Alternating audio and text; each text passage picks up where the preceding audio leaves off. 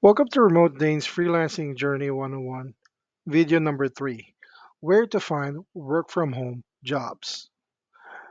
Number 1, to find a work from home jobs, you can Google it, but I'll give you yung freelancing platform. Okay, maraming klaseng freelancing platform, but this is one of the most effective platform for me na nakakakuha ko ng clients, and I'll show you.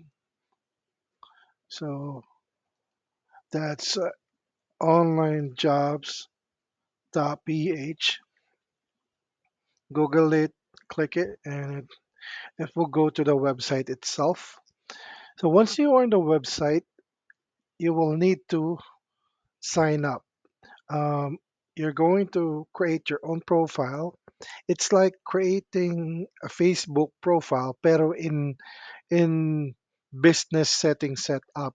Okay? Kasi hindi naman siya pang personal use. So you're gonna use it for business, for work.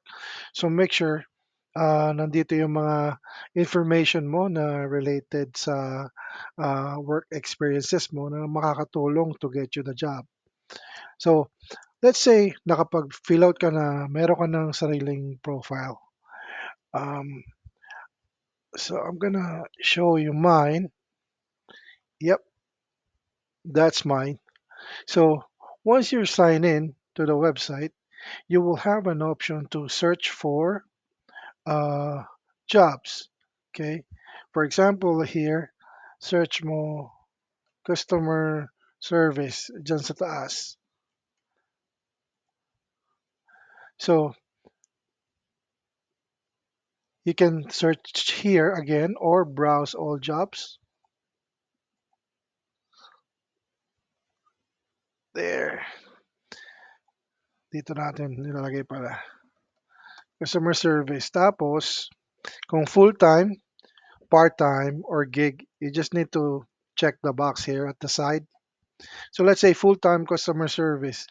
Then click on search, and then lalabas yung mga customer service roles na pwede mong applyan. For example, this one, customer service. Make sure meron kang experience sa customer service uh, para ma-applyan. So you have to read yung overview niya. Nakalagay yung regular customer service representative requiring expert English knowledge in speech and writing. Ibig sabihin, um, yung job description ng gagawin mo o yung mga task mo is related to English speaking and writing. Kailangan medyo level up ka dyan, magaling ka dyan. And then, makikita mo kung full-time or part-time nakalagay siya. And yung expected salary is 7 to $8 in US. So sa online jobs, normally they pay in dollars yung US clients. Some may Australian clients then, but you get it in US.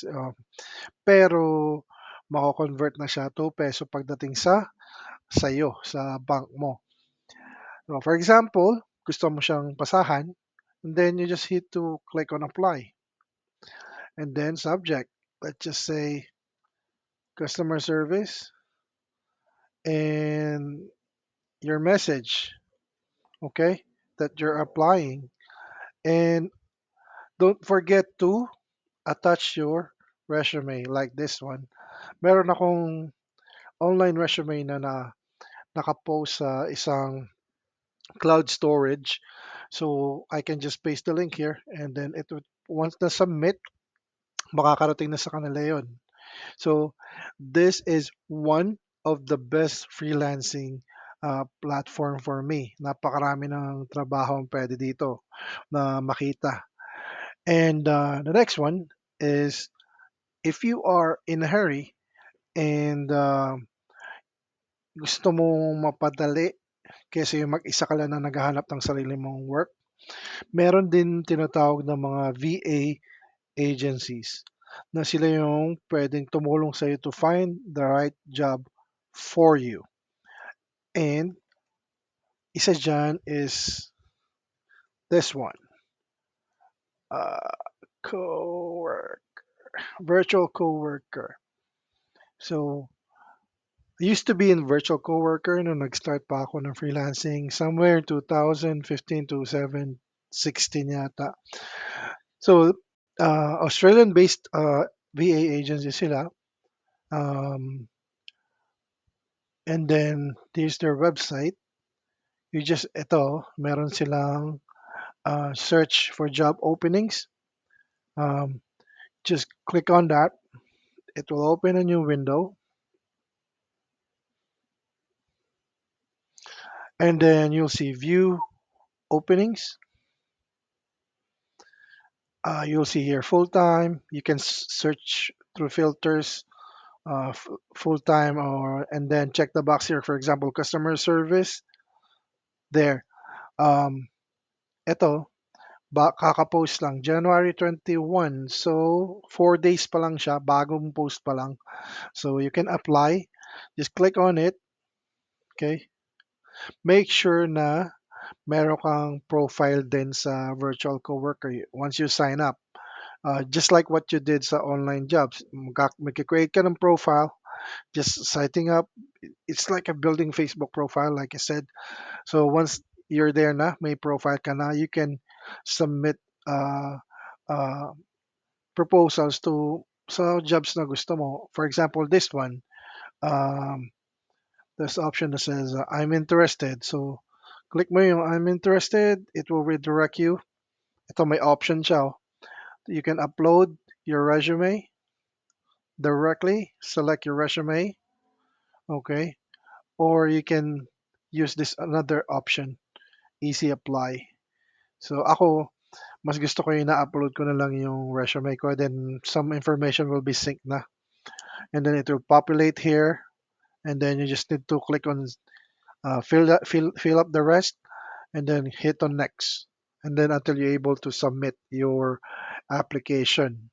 So virtual coworker, yan, isa yan sa mga Australian virtual assistant agency na I used to work with. So, then number three, kung saan pwede ka pang makukuha ng clients is sa mga BPO companies.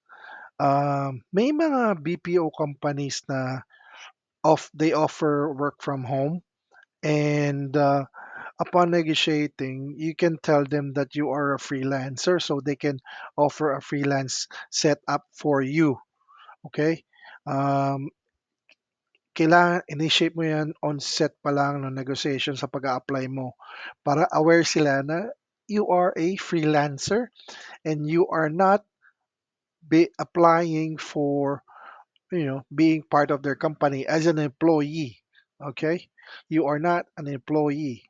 um, for for my mindset, I'm not an employee. Okay, I'm a solopreneur. What I'm doing is a business. Now that website is called jobs.cloudstuff.com. Yes, this one, Cloudstuff, is based in Pampanga, pero they service the entire Philippines. Marami rin silang work from home jobs. And I'm going to sign in and show you my profile.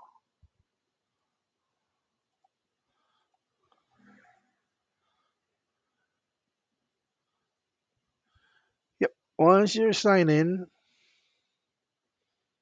you will see the list of available jobs. There you go. Okay. Ayan, no? Yung may mga WFM, WFH, it means work from home jobs. Yan. So let's go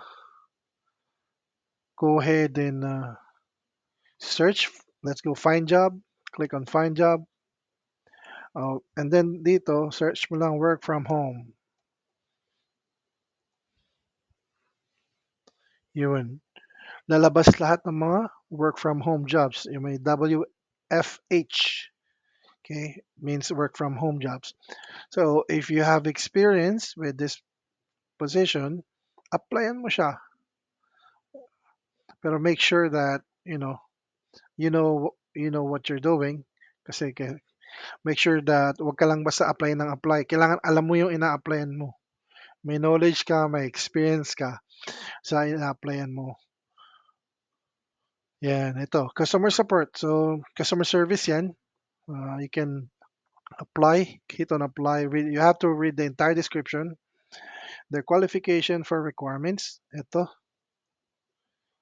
And then, ito yung mga, meron silang mga perks and benefits. No? May HMO pa, nag-offer sila ng HMO. Okay. Eh, ang shift na ito, US shift. Ayan. Then, meron, ano pa tayo? Scroll down tayo sa baba pa.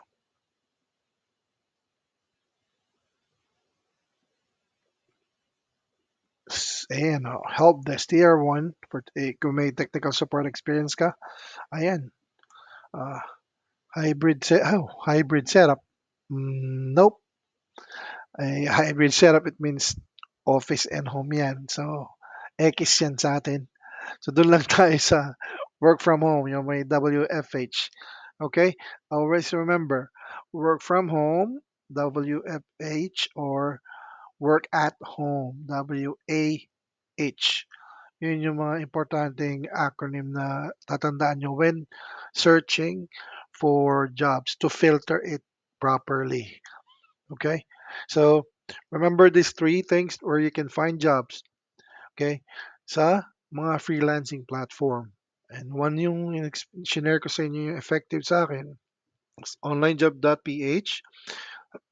Second is VA agencies. You can Google that. Search for virtual coworker. And then for the third one, it's jobs.cloudstaff.com. Okay? So, ito yung mga pwede nyong puntahang website na I'm pretty sure may makukuha kayong jobs dyan. The best time to apply sa gabi. Like, online sila. And then until the ano na hanggang madaling araw. So, yun lang. Maraming salamat. Hopefully, was able to help you guys. And make sure that when you create a profile, business profile yun kailangan clear yung may photo ka and then kung ano man yun nasa resume mo, yun din yung nakalagay doon. And aside from that, kung meron ka pang certifications, pwede mo naman siya include. Pero kung you are just starting, don't worry. You have just to make sure na understandable yung resume mo para alam nila kagad kung match yun ikaw sa position na hinahanap ng client. So take note, three websites. Freelancing platform, onlinejobs.ph. Second, VA agency, virtual coworker. Third, BPO company that offers work from home and accepting freelancers. It's jobs.cloudstaff.com. All right, see you again for my video number 3. Hopefully, this will be more interesting, and I'm looking forward to share this to you next week. Bye bye.